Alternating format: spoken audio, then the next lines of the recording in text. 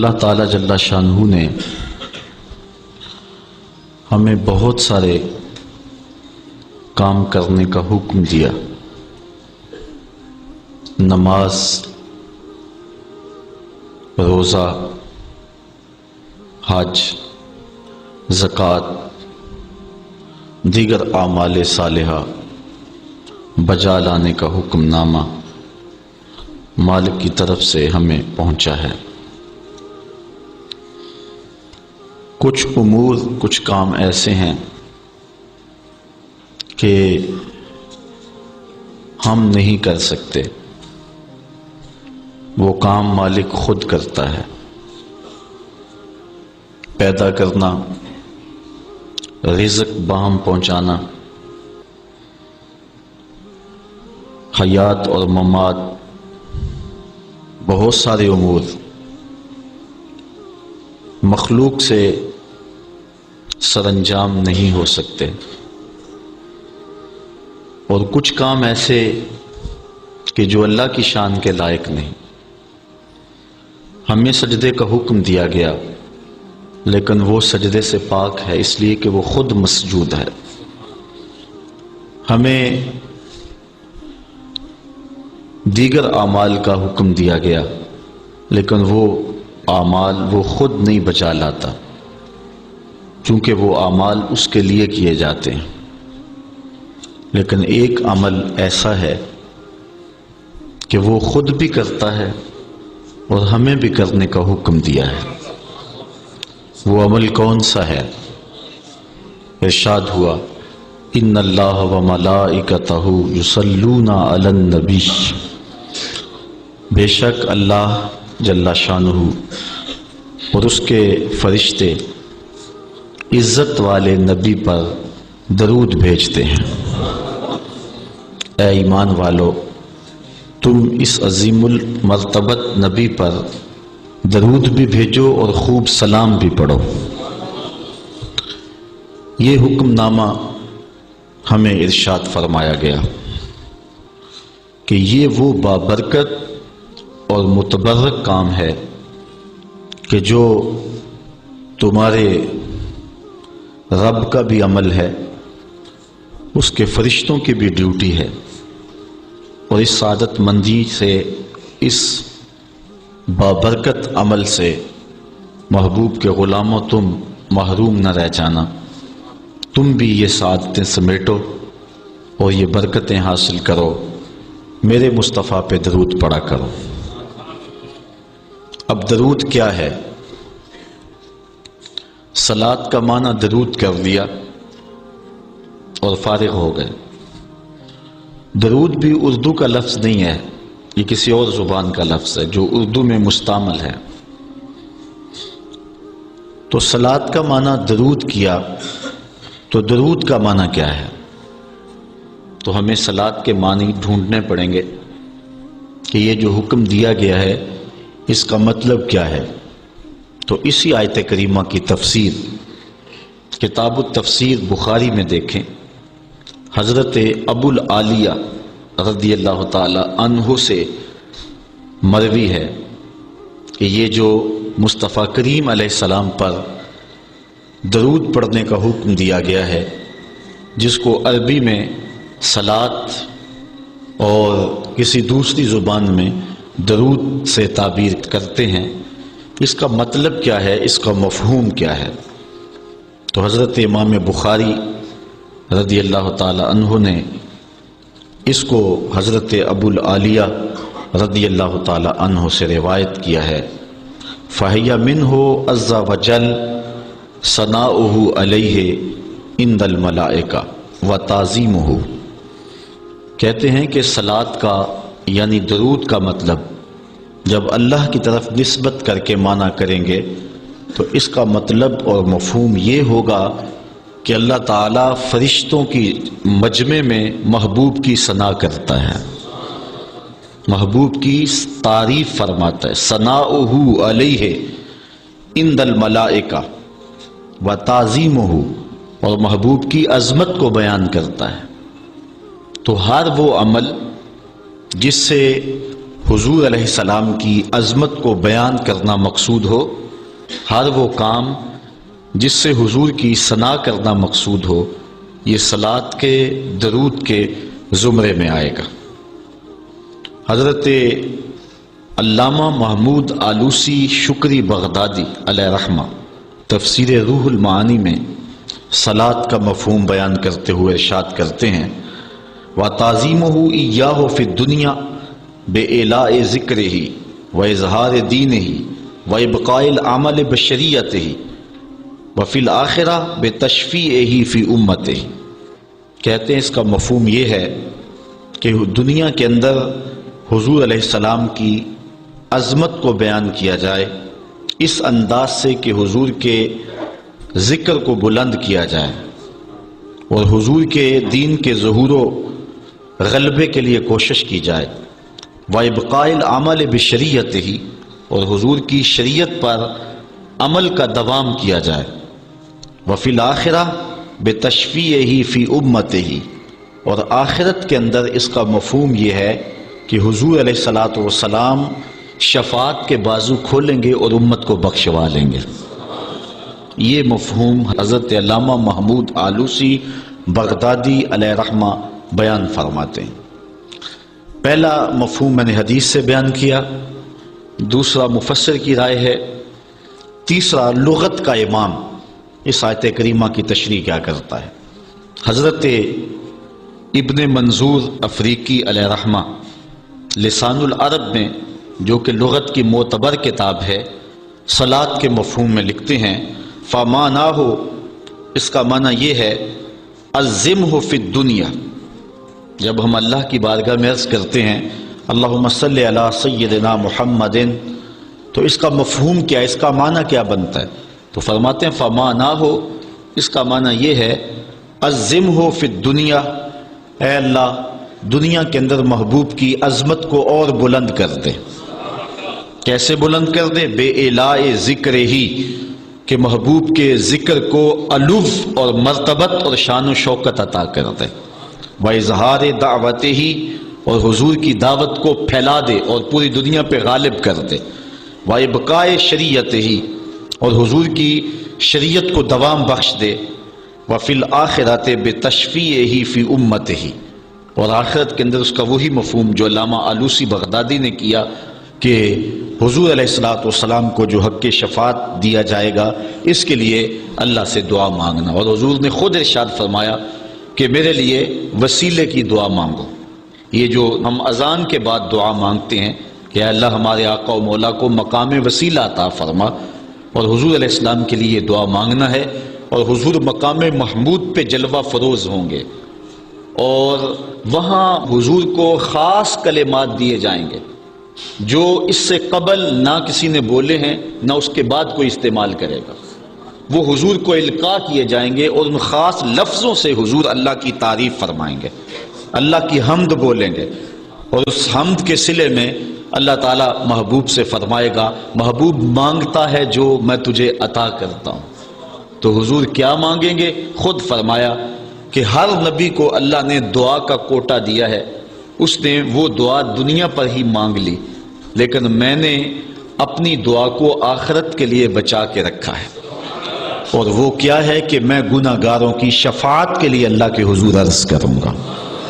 یہاں امام اہل محبت امام احمد رضا خان فاضل بریلوی کا انداز دیکھیے، پیش حق مجدہ شفاعت کا سناتے جائیں گے، آپ روتے جائیں گے ہم کو ہنساتے جائیں گے، وسعتیں دی ہیں خدا نے دامن محبوب کو، جرم کھلتے جائیں گے اور وہ چھپاتے جائیں گے۔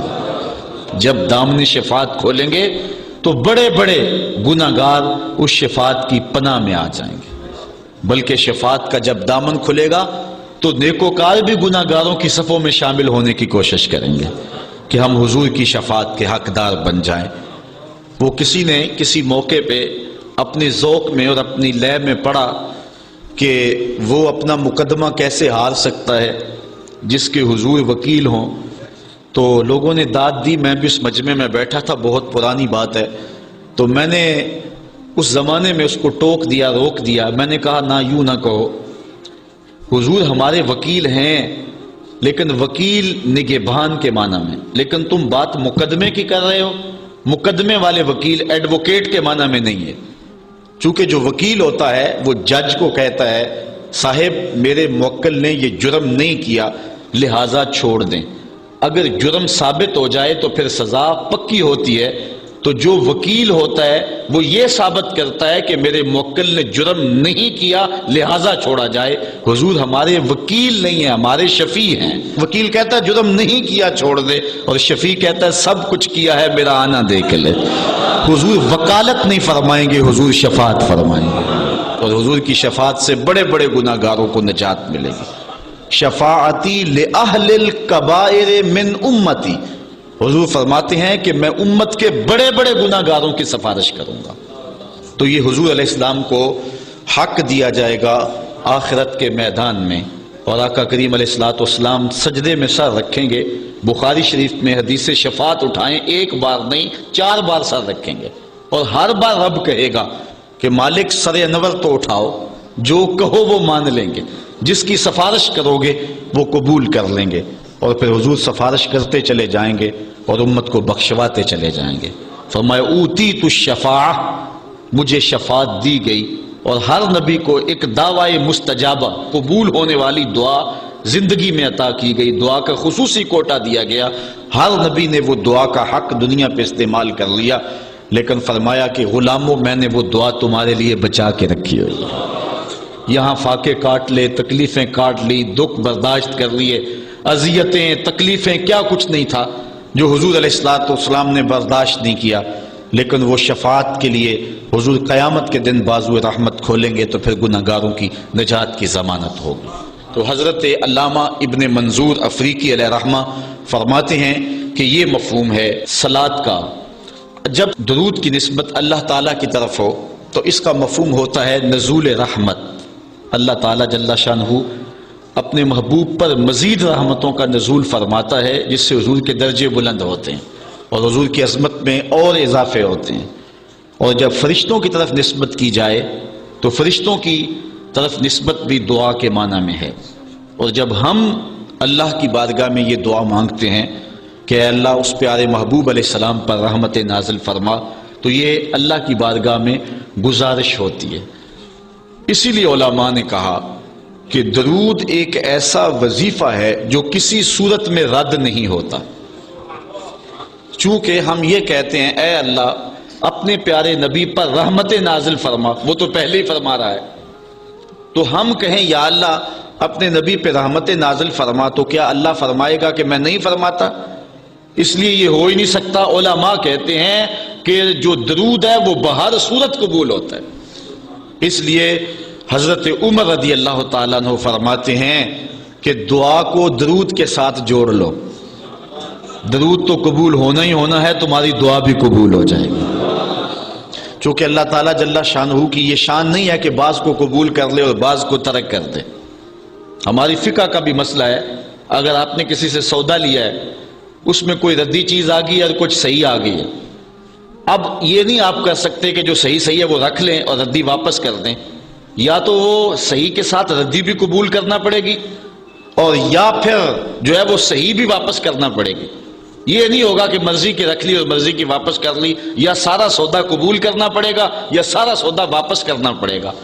تو اللہ تعالیٰ جل شانہ کے حضور جب درود کے ساتھ دعا مانگی جائے تو پھر اللہ تعالیٰ جل شانہ اس دعا کو چھانٹ کے الگ نہیں کرتا کہ میں نے یہ نہیں قبول کرنی. درود کے ساتھ جو مانگی ہوئی دعا ہے اللہ وہ بھی مستجاب فرما لیتا ہے، وہ بھی قبول فرما لیتا ہے. درود پاک وہ بابرکت عمل ہے کہ جو اہل ایمان کو تعلیم دیا گیا. علماء نے لکھا کہ زندگی میں ایک مرتبہ درود شریف پڑھنا فرض ہے، اور جب حضور علیہ السلام کا نام لیا جائے اس وقت درود پڑھنا واجب ہے. اس کے علاوہ بھی وجوب کے اور بہت سارے مقامات علماء نے بیان کیے، اور نمایاں 40 مقامات علماء نے بیان کیے جہاں درود شریف پڑھنا مستحب ہے.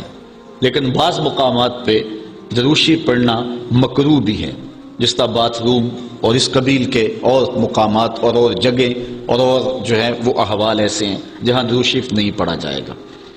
باقی درود شریف وہ بابرکت وظیفہ ہے، وہ مقبول بارگاہ عمل ہے کہ جس کو جتنی بار مرضی پڑھو، ایک تو طبیعت میں اکتاہٹ نہیں ہوتی، انسان تھکتا نہیں، اور دوسرا اس عمل کی برکتیں اتنی ہیں، اس کا ثواب اتنا ہے کہ حضور نبی رحمت صلی اللہ علیہ وسلم کا فرمان حضرت ابو ہریرہ رضی اللہ تعالی عنہ سے سماعت کر لیجئے کہ حضور علیہ السلام نے ارشاد فرمایا من صلی علیہ صلاۃ واحدۃ صلی اللہ علیہ عشرا، جو میرے اوپر ایک مرتبہ درود پڑھتا ہے اللہ تعالیٰ اس پہ 10 رحمتوں کا نزول فرماتا ہے۔ یہ اس بابرکت وظیفے کا نتیجہ ہے جو بندہ مومن کو نصیب کر دیا جاتا ہے۔ دوسری روایت حضرت انس بن مالک رضی اللہ تعالی عنہ سے مروی ہے ان النبی صلی اللہ علیہ وسلم قال من ذکرت عنده فلیصلی علی ومن صلی علی مرۃ صلی اللہ علیہ بها عشرا، حضور نے فرمایا کہ جس شخص کے سامنے میرا ذکر کیا جائے اس کو میرے پہ درود پڑھنا چاہیے، اس لیے کہ جس نے میرے اوپر ایک مرتبہ درود پڑھا اللہ تعالیٰ اس پہ 10 رحمتیں نازل فرماتا۔ علماء نے ایک بڑی خوبصورت بات لکھی، وہ کہتے ہیں کہ اصل درود پڑھ کر کے اپنے لیے رحمتیں طلب کرنا ہوتا ہے رب سے، چونکہ مصطفیٰ کریم علیہ الصلوۃ والسلام ہمارے درود کے محتاج ہے۔ بندہ کہ میں درود پڑھ رہا ہوں، جب ہم نہیں تھے اس وقت بھی مصطفیٰ پہ درود پڑھا جا رہا تھا، جب کائنات کو خلق وجود بھی نہیں دیا گیا تھا مصطفیٰ پہ درود اس وقت بھی پڑھا جا رہا تھا۔ تو یہ ہم اپنی سعادت مندی حاصل کرتے ہیں۔ اس کی مثال یہ ہے کہ جو مانگنے والے ہیں وہ 2 طرح کے ہوتے ہیں۔ سورۃ الفاتحہ کی تفسیر میں نے مختصر بات آپ کے سامنے اس عنوان سے رکھی تھی۔ ایک وہ ہے کہ جو ڈائریکٹ دروازے کو دستک دے کے صاحب خانہ سے مانگتے ہیں، صاحب خانہ اپنی توفیق کے مطابق اس کو دے نہ دے اس کی مرضی۔ اور مانگنے والوں کا ایک اور طریقہ ہوتا ہے کہ وہ مانگتے نہیں، کسی شخص کے دروازے پہ کھڑے ہو کے اس کو دعائیں دینے لگتے ہیں، تیرے بچوں کی خیر، تیرے والدین کی خیر، جہاں دادے پر دادے سے شروع ہوتے ہیں اور نیچے نسل تک آتے ہیں۔ تو وہ جب دعائیں مانگ رہے ہوتے ہیں تیرے خاندان کی، تیری جد کی خیر، تو گھر والا سمجھتا ہے جو ہمیں دعائیں دے رہا ہے اصل خود خالی جھولی لے کر آیا ہے، یہ کچھ مانگنا چاہتا ہے۔ تو کوئی شخص اللہ کی بارگاہ سے مانگنا چاہے، اللہ تو اولاد سے پاک ہے، تو اس کے محبوب کی خیر مانگو، اللہ تعالیٰ ایک بار خیر مانگو گے 10 رحمتیں جھولی میں ڈال دے گا۔ تو یہ مانگنے کا ایک مہذب طریقہ ہے جو اہل ایمان مانگتے ہیں۔ اس لیے اگر سارے وظیفے چھوڑ کے صرف درود پڑھا جائے تو یہ کیسا عمل ہے۔ حضرت ابی بن کعب رضی اللہ تعالیٰ عنہ سے مروی روایت ابھی آ رہی ہے، آپ دیکھیں گے کہ یہ کتنا بابرکت وظیفہ ہے جس کی تعلیم حضور ارشاد فرما رہے ہیں۔ حضور علیہ السلام کا ایک اور فرمان سنیے جس کو امام طبرانی نے اپنی موجم میں روایت کیا ہے۔ حضور نے ارشاد فرمایا من صلی علیہ صلاۃ واحدۃ صلی اللہ علیہ عشرا، جو میرے اوپر ایک مرتبہ درود پڑھتا ہے رب تعالیٰ اس پر 10 رحمتیں نازل کرتا ہے۔ ومن صلی علیہ عشرا صلی اللہ علیہ مئۃ، اور جو میرے اوپر 10 مرتبہ درود پڑھتا ہے اللہ تعالیٰ اس پہ 100 رحمتیں نازل فرماتا ہے۔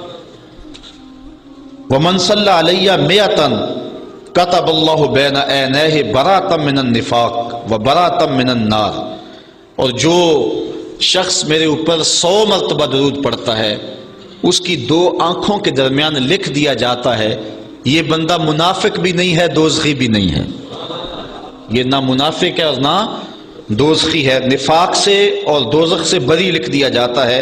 وَأَسْكَنَهُ اللَّهُ يَوْمَ الْقِيَامَةِ مَعَ الشُّهَدَاءِ، اور اللہ تعالیٰ جل شانہ قیامت کے دن جس مرتبے پر شہداء کو ٹھہرائے گا اسی مقام پہ درود پڑھنے والوں کو ٹھہرائے گا۔ یہ ثواب ہے اس شخص کے لیے کہ جو حضور پر کثرت کے ساتھ درود پڑھتا ہے۔ حضرت عبد الرحمن بن عوف رضی اللہ تعالی عنہ سے ایک روایت سنیے، فرماتے ہیں یہ عشرہ مبشرہ سے ہیں، جلیل القدر صحابی ہیں، اور صحابہ میں سب سے زیادہ امیر صحابی بھی یہی ہیں۔ 1,44,000 صحابہ میں سب سے امیر ترین صحابی حضرت عبد الرحمن ابن عوف رضی اللہ تعالی عنہ ہیں۔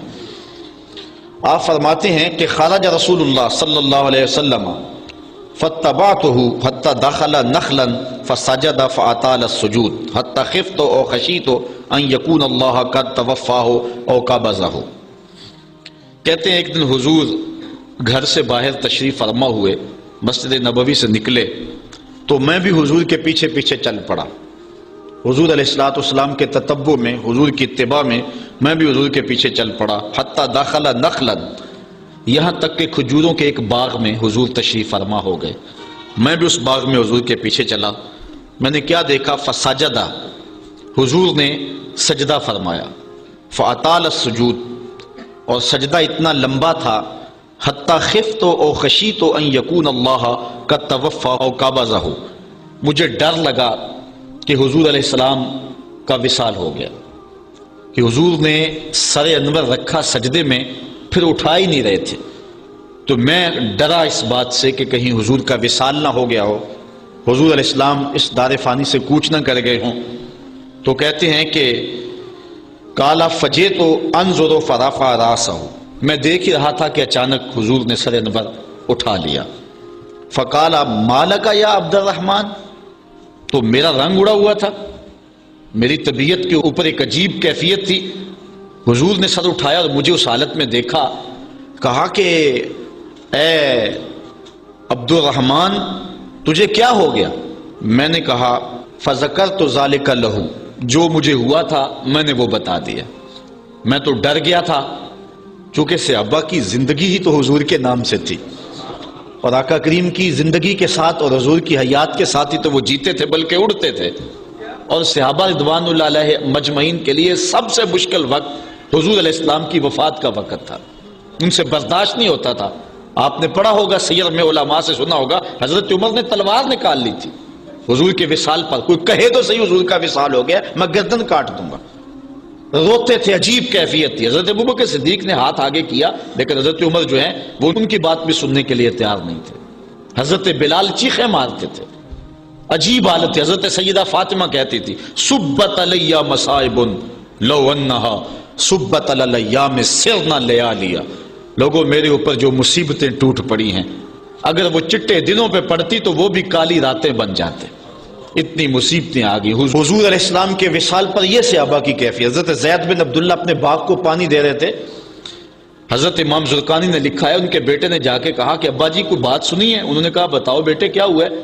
کہا حضور کا وصال ہو گیا۔ تو حضرت زید نے یوں ہاتھ اٹھائے اور سنو انہوں نے کیا کہا، اللہم اذہب بصری حتی لا ارا بعد حبیبی محمد احدا، اے اللہ مجھے اندھا کر دے، مجھے نابینا کر دے۔ آنکھوں کے چراغ روشن اس لیے تھے کہ تیرے رسول کو دیکھتا تھا، اب حضور اگر اس دنیا سے چلے گئے تو میں نے آنکھوں کی چراغ کیا کرنے؟ تو اللہ تعالیٰ نے ان کی دعا قبول فرما لی اور وہ فوراً نابینا ہو گئے۔ کسی نے بعد میں ان کے پاس جا کر افسوس کیا کہ تمہاری آنکھوں کی بینائی جاتی رہی ہے، بڑا افسوس ہوا ہے۔ وہ فرمانے لگے تمہیں ہوا ہوگا، مجھے تو کوئی نہیں ہوا، میں تو حضور کے بغیر کسی کو دیکھنا ہی نہیں چاہتا۔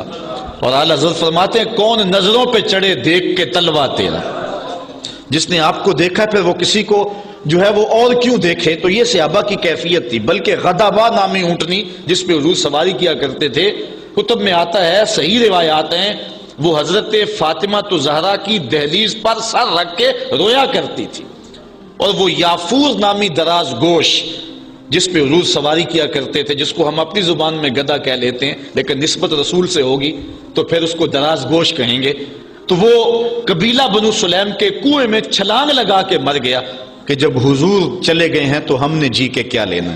یہ کیفیت جانوروں کی تھی۔ اللہ اکبر۔ تو حضور کی جدائی کا صدمہ کون برداشت کرے؟ آپ نے سنا نہیں کہ استن حنانہ حضور کے فراق میں کیسے تڑپ تڑپ کے روتا تھا؟ صحاح میں روایت ہے، لگتا تھا جس طرح پھٹ جائے گا، اور آقا کریم منبر سے نیچے اترے اور آقا نے اس کو دونوں ہاتھوں میں لیا، پھر تسلی دی، اور ایسے لگا جس طرح کہ بچھڑا ہوا بچہ ماں کی گود میں آ جائے تو اس کی گگھی بن جاتی ہے، یہ کیفیت ہوئی۔ پھر حضور منبر پہ جلوہ فراز ہوئے اور صحابہ سے مخاطب ہو کے کہا لو لم افعل ھکذا لھن الی یوم القیامہ، اگر میں اپنے عاشق زار کو منبر سے اتر کے یوں تسلی نہ دیتا تو یہ لکڑی کا ستون قیامت تک روتا ہی رہتا۔ اللہ اکبر، یہ ہے حضور کے پیار کی کیفیت۔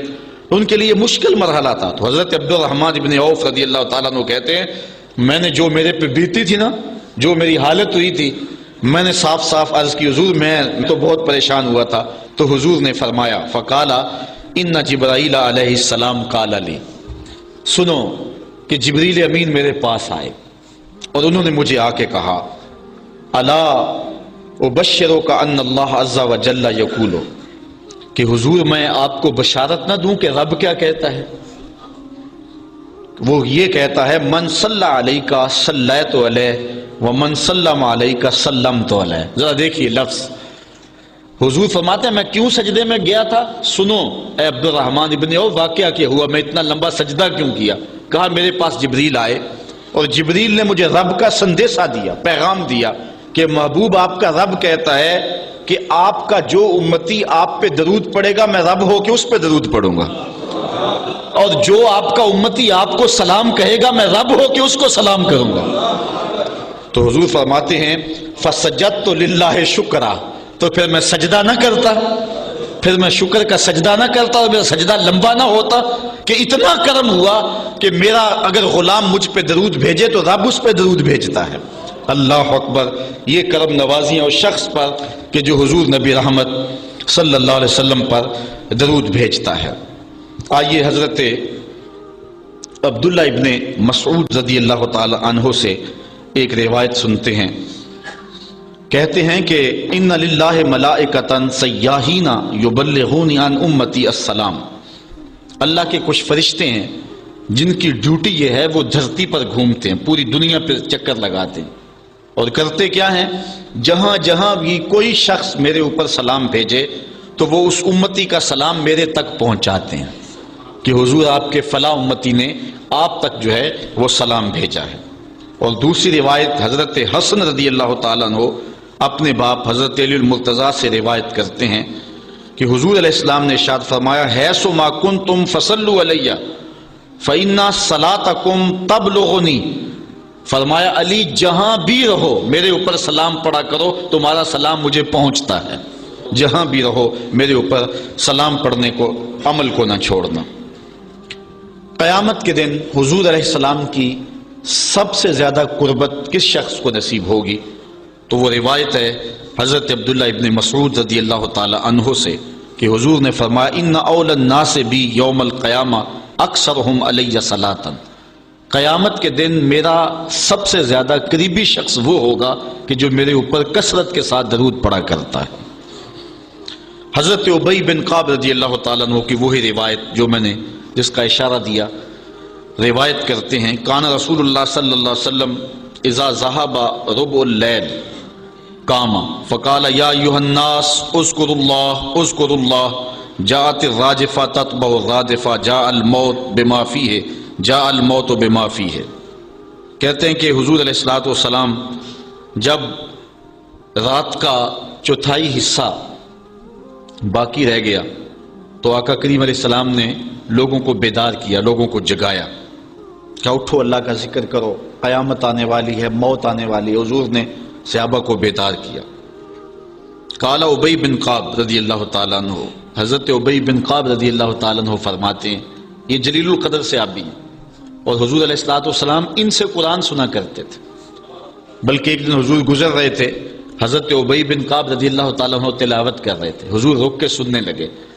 اگلے دن ملاقات ہوئی تو فرمایا ابی میں گزر رہا تھا، تو تلاوت کر رہا تھا اور میں سنتا رہا۔ تو حضرت ابی نے کہا حضور اگر مجھے پتہ چل جاتا نا کہ آپ سن رہے ہیں تو میں اور سوار کے پڑھتا۔ محدثین شارحین لکھتے ہیں کسی کے دکھلاوے کے لیے قرآن سوار کے پڑھنا ریاکاری ہے، لیکن اگر حضور کے دکھلاوے کے لیے پڑھا جائے یہ ریا